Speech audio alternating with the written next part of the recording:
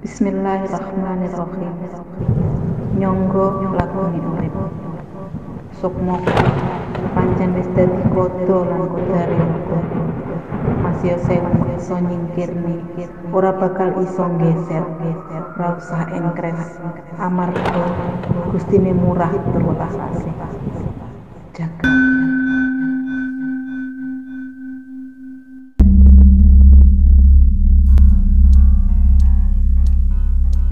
Selamat datang kembali di Nasura channel YouTube.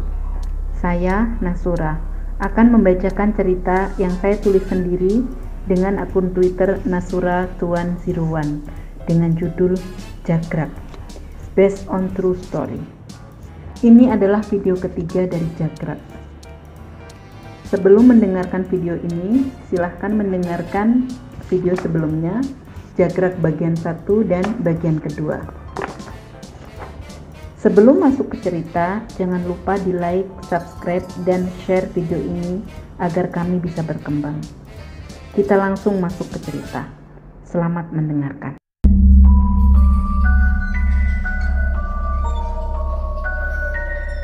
Seperti yang sudah diceritakan di kisah sebelumnya, Bambang Wisanggeni membawa bangkai ular keluar dari rumah sakit menuju tempat parkir. Sesampainya di tempat beliau memarkir mobilnya, Wisanggeni langsung masuk mobil dan duduk di belakang kemudi. Beliau mengemudikan mobilnya seperti orang gila. Rupanya, Wisanggeni menuju rumah. 30 menit kemudian, beliau sudah memarkir mobilnya di garasi. Setelahnya, beliau langsung masuk rumah. Ditentengnya kresek hitam bersamanya. Beliau langsung menghidupkan perapian di ruang keluarga. Ketika api telah menyala dengan benar, beliau membatin, "Orang ngebong-ngebong batang ulo, ning aku niat ngebong bebendu pepeteng." Dipejamkannya matanya, diluruskannya hatinya dengan sang pemilik hidup dan mati. Lalu dilemparnya batang ular itu ke perapian, hatinya menjadi sedikit lega. Beliau menghela nafas panjang.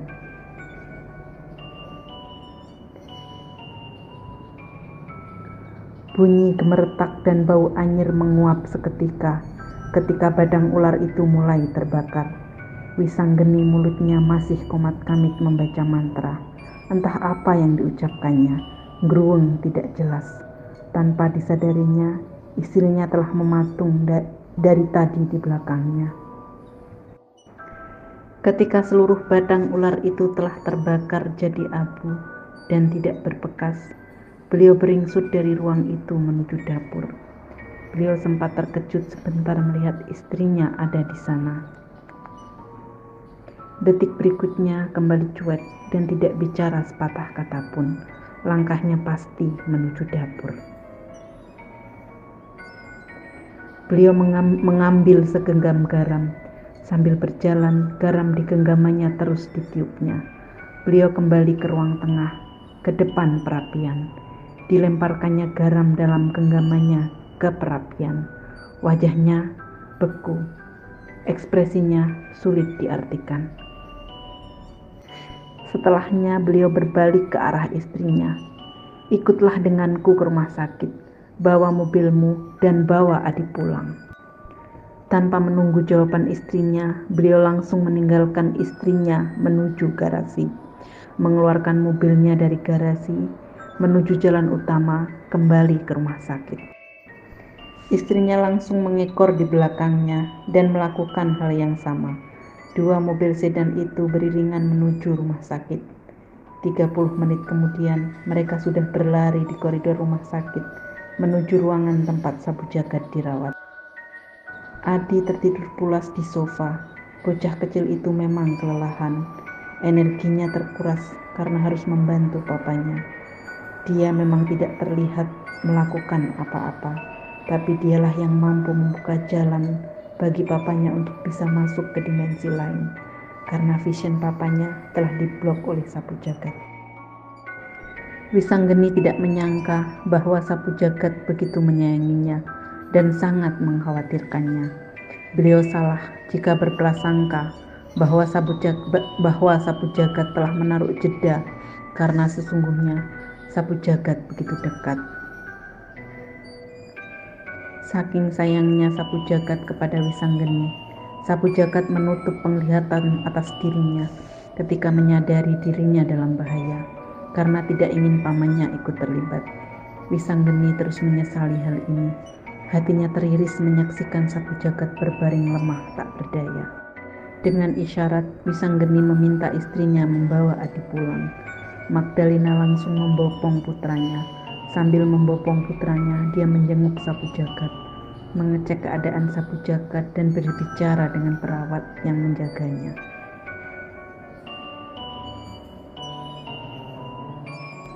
Setelah berpamitan kepada suaminya, Magdalena meninggalkan ruangan itu.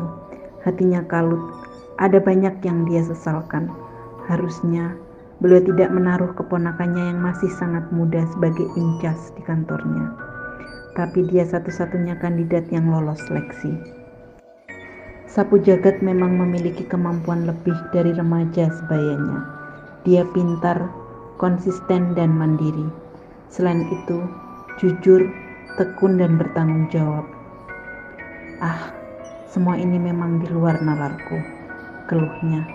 Magdalena tidak habis pikir bagaimana ini bisa terjadi. Ini bukan pertama kalinya sapu jagat ke dusun itu. Setahun ini, dia sering ke sana dan tidak pernah ada yang salah. Magdalena mengemudikan mobilnya perlahan di jalanan kota yang sepi, karena memang masih dini hari. Pikirannya benar-benar kalut. Sementara Wisanggeni kini duduk di samping pembaringan keponakannya sambil menggenggam tangannya. Kini beliau bisa melihat semuanya, dan entah mengapa beliau merasa bahwa nenek-nenek yang ditemui sapu jagat sebelum dia meninggalkan dusun, dialah penyebab dari segala kekacauan ini. Akan kutunggu sapu jagat membaik dan akan kubuat perhitungan denganmu, batinnya geram. Akhirnya malam itu berlalu.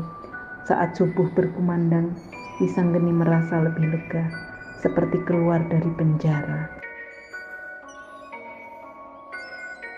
Pagi itu, Adi terbangun sebelum subuh saat tarhim. Dia terkejut sekali ternyata telah berada di kamarnya. Dia berusaha menguasai dirinya.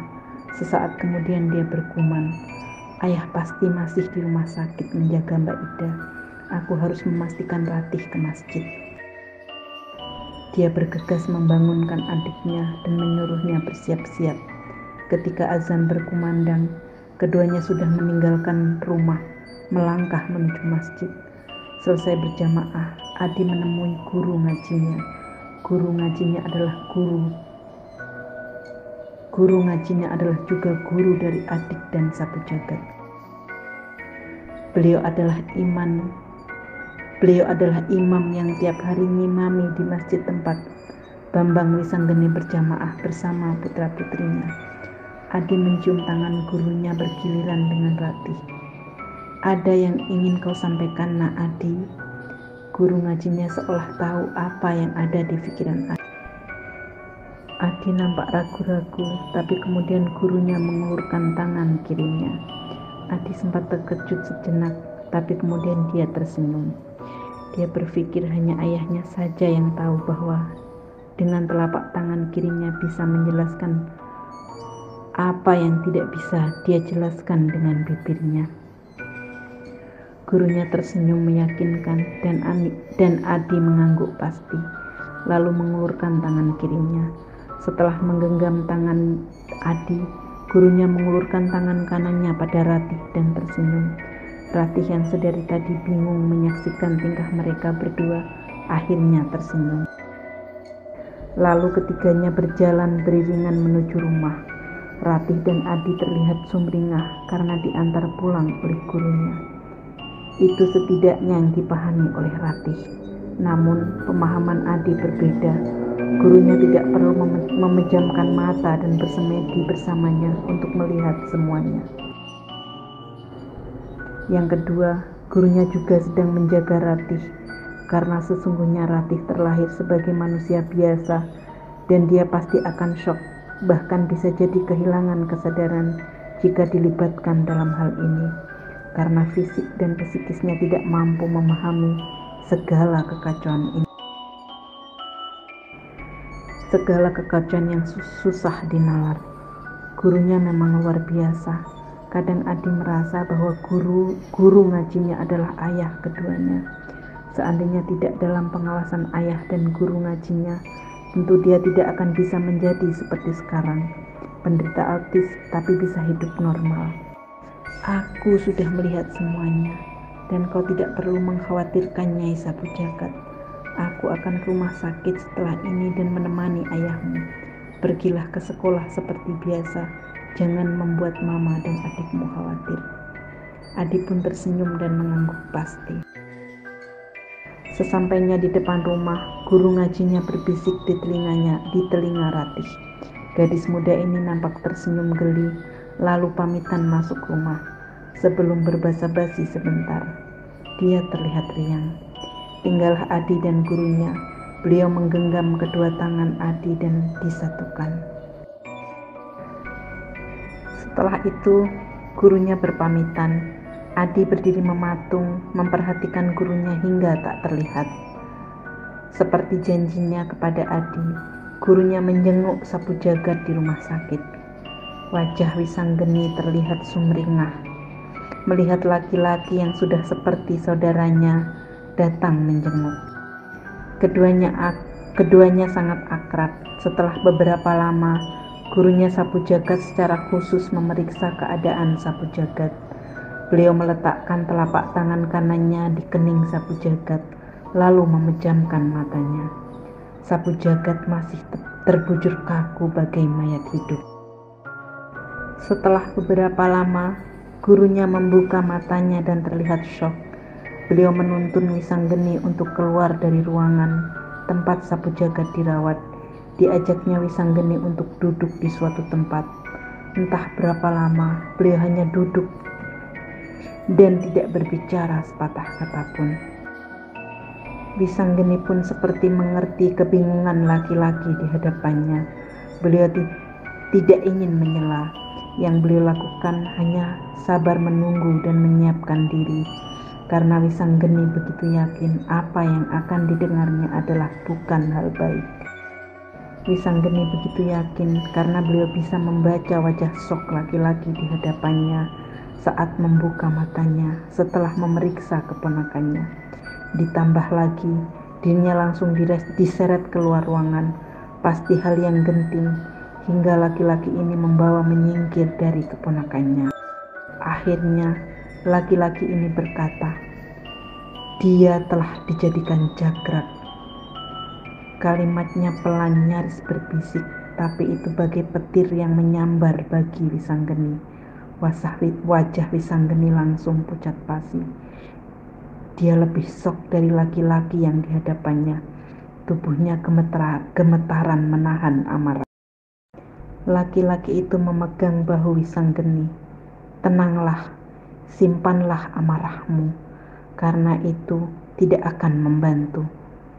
Sekarang Wisanggeni paham kenapa laki-laki di hadapannya membutuhkan waktu yang begitu lama untuk menjelaskan hal ini. Karena beliau juga memerlukan waktu untuk menenangkan dirinya sendiri. Seseorang yang tega menjadikan orang lain sebagai jagrak adalah orang yang paling jahat. Dia pasti orang yang sangat hitam, orang paling biadab. Wisanggeni mengepalkan tangannya, giginya gemeretak. Seluruh amarah yang ada di alam semesta menyatu dalam dirinya. Tanpa disangka-sangka oleh gurunya Sapu Jagat, Wisanggeni berlari meninggalkan tempat itu. Dia berlari bagi angin dan hilang dari pandangan.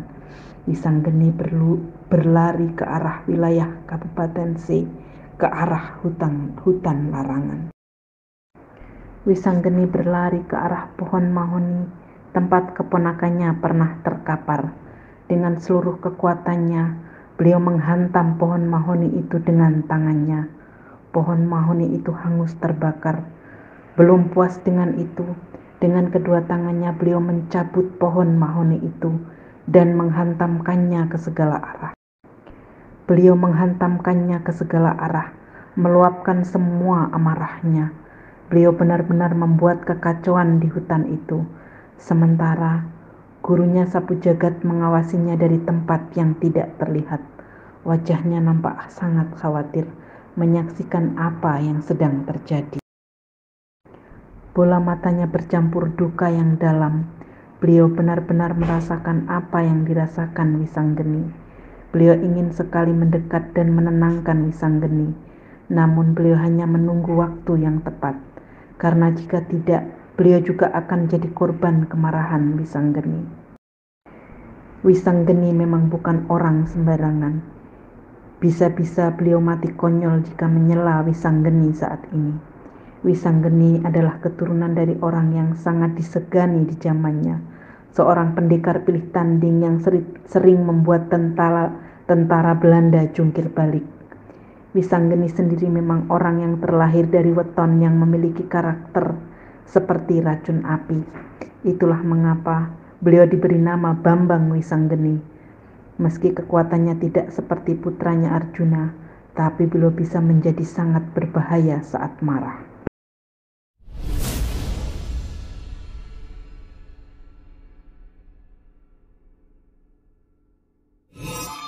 Baiklah, kita sudahi dulu malam ini. Kita akan lanjutkan di video berikutnya. Terima kasih yang sudah mendengarkan. Sampai jumpa kembali di video selanjutnya. Terima kasih.